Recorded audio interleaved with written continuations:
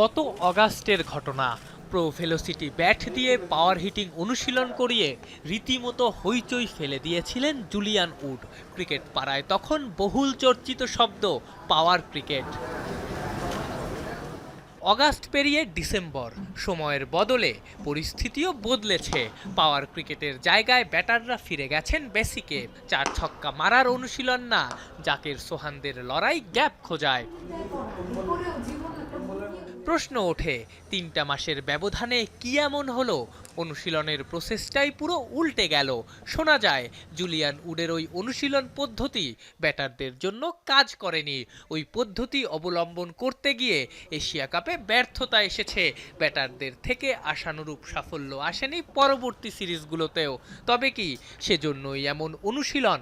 Actually আমি তো কাজ করি নাই ওই সময়টা, আমি ঠিক বলতে পারবো না ওই সময়টা কি হয়েছে।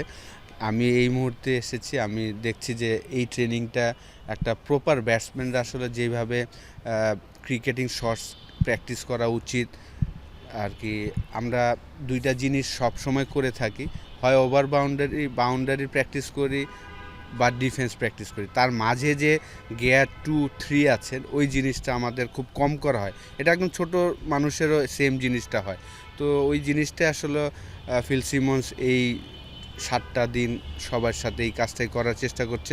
টি-20 ব্যাটারদের নিয়ে বিশেষ ক্যাম্প করছেন সালাউদ্দিন, আশরাফুল, সিমন্সরা। তামিম ইমনের কাজ অফসাইডে গ্যাপ খোঁজা।